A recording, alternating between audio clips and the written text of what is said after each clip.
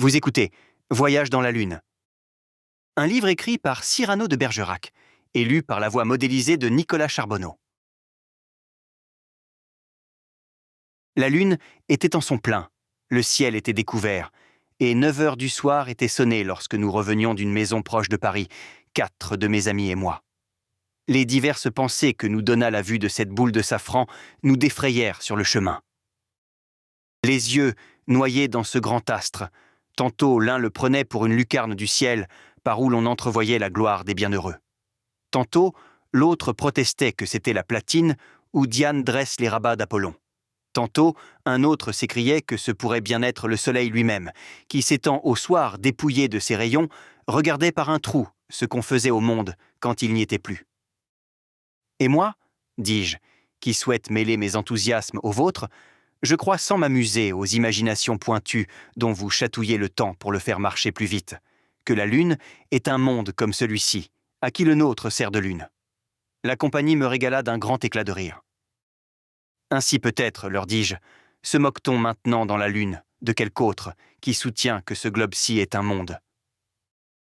Mais j'eus beau leur alléguer que Pythagore, Épicure, Démocrite et, de notre âge, Copernic et Kepler avaient été de cette opinion, je ne les obligeais qu'à s'égosiller de plus belle. Cette pensée, dont la hardiesse biaisée en mon humeur, affermie par la contradiction, se plongea si profondément chez moi que pendant tout le reste du chemin, je demeurais gros de 1000 définitions de lune, dont je ne pouvais accoucher. Et à force d'appuyer cette créance burlesque par des raisonnements sérieux, je me le persuadais quasi. Mais, écoute, lecteur, le miracle ou l'accident dont la providence ou la fortune se servirent pour me le confirmer. J'étais de retour à mon logis, et pour me délasser de la promenade, j'étais à peine entré dans ma chambre, quand sur ma table, je trouvai un livre ouvert que je n'y avais point mis.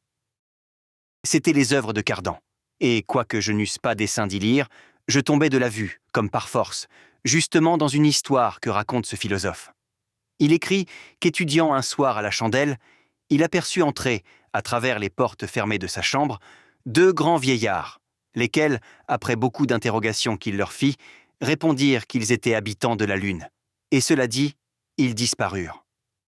Je demeurai si surpris, tant de voir un livre qui s'était apporté là tout seul, que du temps et de la feuille où il s'était rencontré ouvert, que je pris toute cette enchaînure d'incidents pour une inspiration de Dieu qui me poussait à faire connaître aux hommes que la Lune est un monde.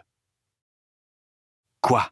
Disais-je en moi-même, après avoir tout aujourd'hui parlé d'une chose, un livre qui peut-être est le seul au monde où cette matière se traite volée de ma bibliothèque sur ma table.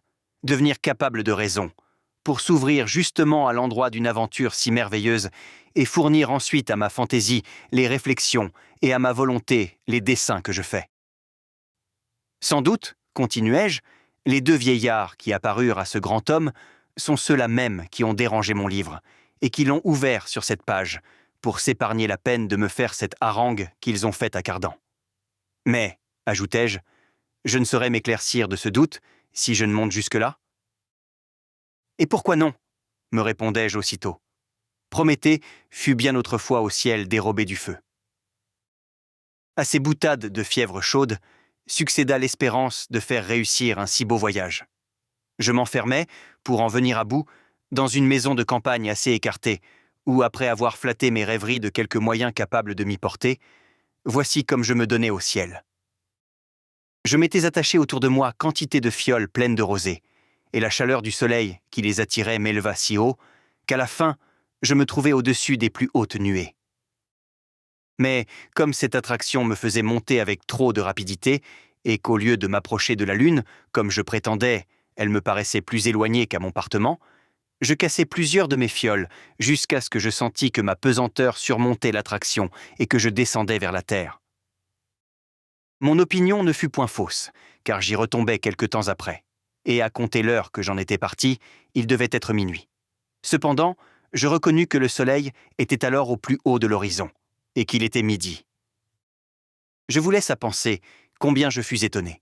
Certes, je le fus de si bonne sorte que, ne sachant à quoi attribuer ce miracle, j'eus l'insolence de m'imaginer qu'en faveur de ma hardiesse, Dieu avait encore une fois recloué le soleil aux cieux afin d'éclairer une si généreuse entreprise. Ce qui accrut mon ébahissement, ce fut de ne point connaître le pays où j'étais, vu qu'il me semblait qu'étant monté droit, je devais être descendu au même lieu d'où j'étais parti. Équipé comme j'étais, je m'acheminais vers une chaumière, où j'aperçus de la fumée, et j'en étais à peine à une portée de pistolet que je me vis entouré d'un grand nombre de sauvages.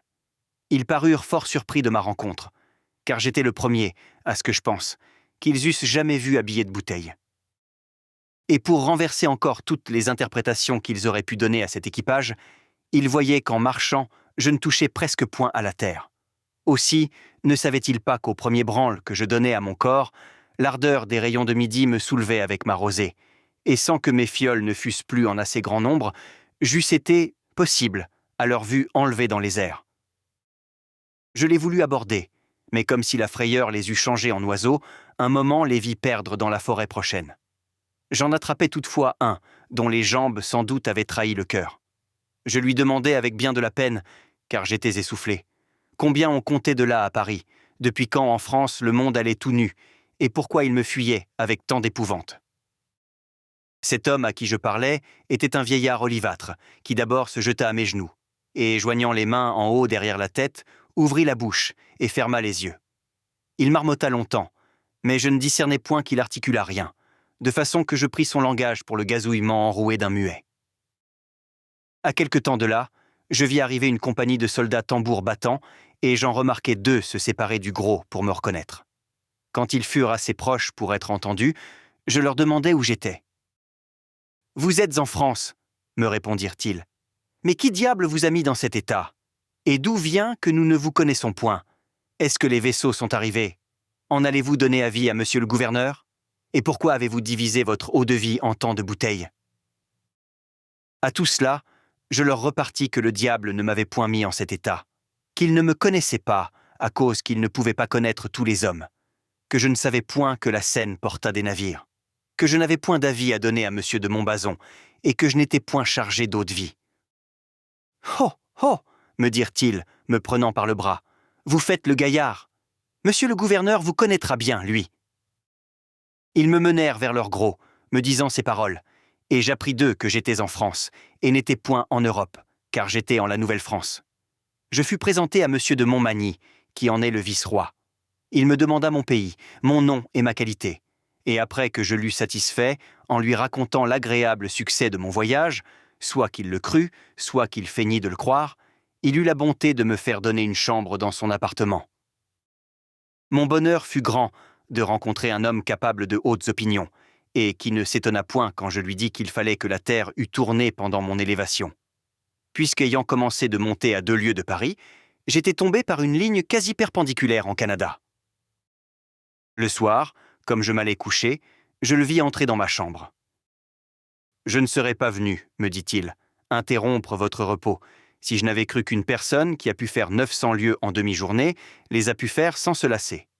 Mais vous ne savez pas, ajouta-t-il, la plaisante querelle que je viens d'avoir pour vous avec nos pères jésuites. Ils veulent absolument que vous soyez magicien, et la plus grande grâce que vous puissiez obtenir d'eux, c'est de ne passer que pour imposteur. Et en vérité, ce mouvement que vous attribuez à la terre n'est ce point un beau paradoxe. Ce qui fait que je ne suis pas bien fort de votre opinion, c'est qu'encore qu'hier vous fussiez parti de Paris, vous pouvez être arrivé aujourd'hui en cette contrée, sans que la terre ait tourné. Car le soleil vous ayant enlevé par le moyen de vos bouteilles, ne doit-il pas vous avoir amené ici, puisque, selon Ptolémée, Tycho Brahe et les philosophes modernes, il chemine du biais que vous faites marcher la terre? Et puis, quelle grande vraisemblance avez-vous pour vous figurer que le soleil soit immobile, quand nous le voyons marcher, et que la terre tourne autour de son centre avec tant de rapidité, quand nous la sentons ferme dessous nous? Monsieur, lui répliquai-je, voici les raisons qui nous obligent à le préjuger. Premièrement, il est du sens commun de croire que le Soleil a pris place au centre de l'univers, puisque tous les corps qui sont dans la nature ont besoin de ce feu radical qui habite au cœur du royaume pour être en état de satisfaire promptement à leurs nécessités, et que la cause des générations soit placée également entre les corps, où elle agit, de même que la sage nature a placé les parties génitales dans l'homme, les pépins dans le centre des pommes, les noyaux au milieu de leurs fruits, et de même que l'oignon conserve à l'abri de 100 écorces qui l'environnent le précieux germe où 10 millions d'autres ont à puiser leur essence. Car cette pomme est un petit univers à soi-même, dont le pépin plus chaud que les autres parties est le Soleil, qui répand autour de soi la chaleur, conservatrice de son globe. Et ce germe, dans cet oignon, est le petit soleil de ce petit monde, qui réchauffe et nourrit le sel végétatif de cette masse. Cela donc supposé, je dis que la Terre ayant besoin de la lumière, de la chaleur et de l'influence de ce grand feu, elle se tourne autour de lui pour recevoir également, en toutes ses parties, cette vertu qui la conserve. Car il serait aussi ridicule de croire que ce grand corps lumineux tourna autour d'un point dont il n'a que faire, que de s'imaginer, quand nous voyons une alouette rôtie, qu'on a, pour la cuire, tourné la cheminée alentour.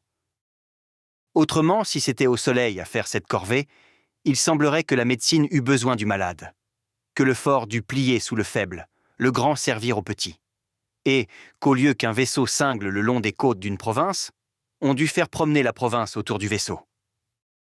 Que si vous avez de la peine à comprendre comme une masse si lourde se peut mouvoir, dites-moi, je vous prie, les astres et les cieux que vous faites si solides, sont-ils plus légers? Encore nous, qui sommes assurés de la rondeur de la Terre, il nous est aisé de conclure son mouvement par sa figure. Mais pourquoi supposer le ciel rond, puisque vous ne le sauriez savoir, et que de toutes les figures, s'il n'a pas celle-ci, il est certain qu'il ne se peut pas mouvoir?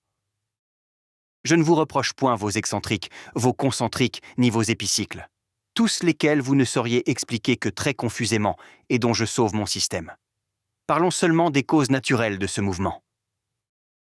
Vous êtes contraints, vous autres, de recourir aux intelligences qui remuent et gouvernent vos globes. Mais moi, sans interrompre le repos du souverain être, qui sans doute a créé la nature toute parfaite, et de la sagesse duquel il est de l'avoir achevée, de telle sorte que, l'ayant accomplie pour une chose, il ne l'ait pas rendue défectueuse pour une autre. Moi, dis-je, je trouve dans la terre les vertus qui la font mouvoir. Je dis donc que les rayons du soleil, avec ses influences, venant à frapper dessus par leur circulation, la font tourner comme nous faisons tourner un globe en le frappant de la main. Ou que les fumées qui s'évaporent continuellement de son sein du côté que le soleil la regarde, répercutées par le froid de la moyenne région, rejaillissent dessus, et de nécessité ne la pouvant frapper que de biais, la font ainsi pirouetter. L'explication des deux autres mouvements est encore moins embrouillée, considérez, je vous prie. À ces mots, M. de Montmagny m'interrompit et « J'aime mieux, dit-il, vous dispenser de cette peine. Aussi bien ai-je lu sur ce sujet quelques livres de Gassendi, à la charge que vous écouterez ce que me répondit un jour l'un de nos pères qui soutenait votre opinion. En effet, disait-il, je m'imagine que la Terre tourne, non point pour les raisons qu'allègue Copernic, mais pour ce que le feu d'enfer, ainsi que nous apprend la Sainte Écriture, étant enclos au centre de la Terre, les damnés qui veulent fuir l'ardeur de la flamme gravissent pour s'en éloigner contre la voûte, et font ainsi tourner la Terre, comme un chien fait tourner une roue lorsqu'il court enfermé dedans.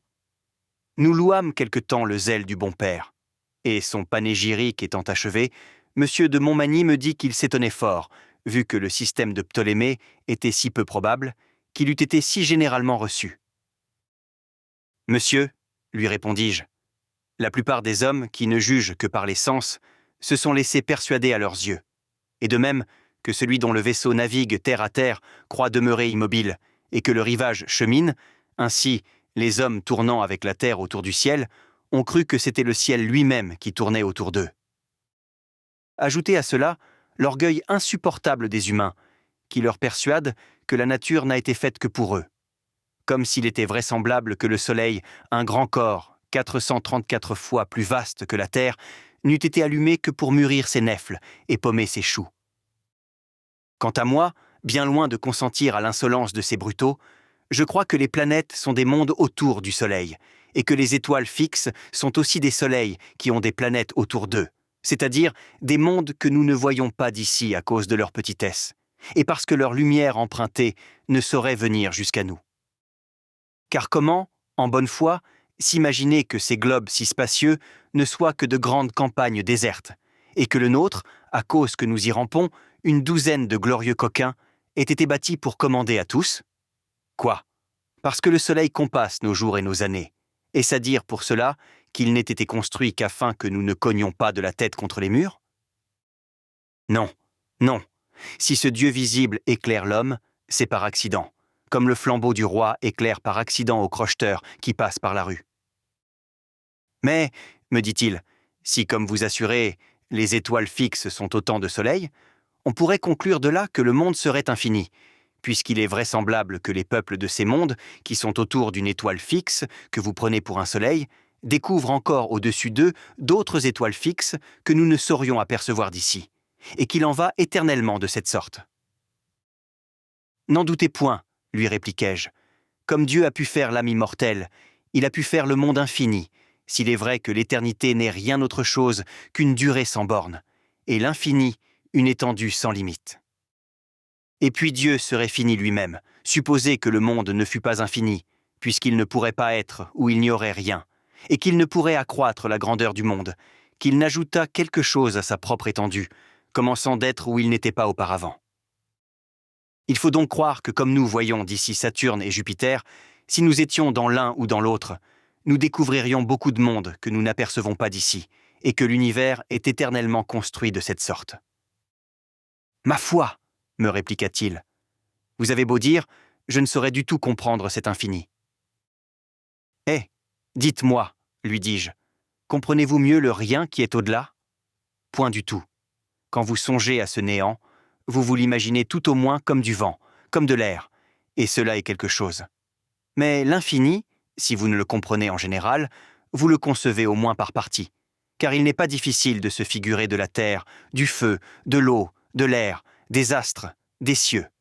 Or, l'infini n'est rien qu'une tissure sans borne de tout cela.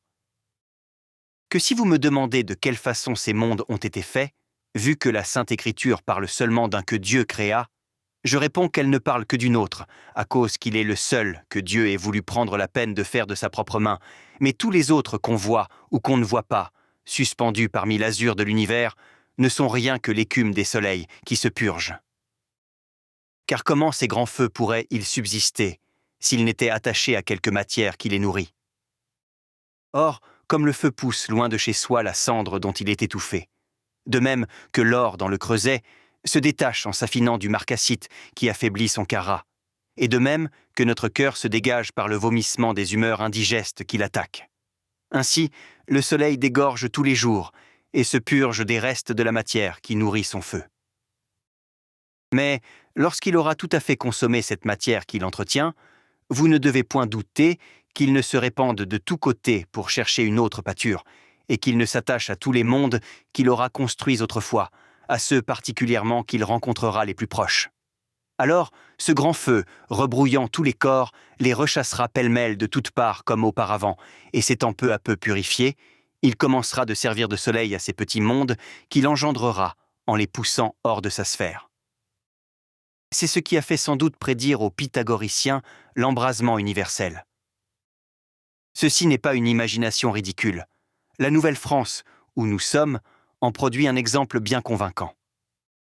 Ce vaste continent de l'Amérique est une moitié de la Terre, laquelle, en dépit de nos prédécesseurs qui avaient 1000 fois cinglé l'océan, n'avait point encore été découverte.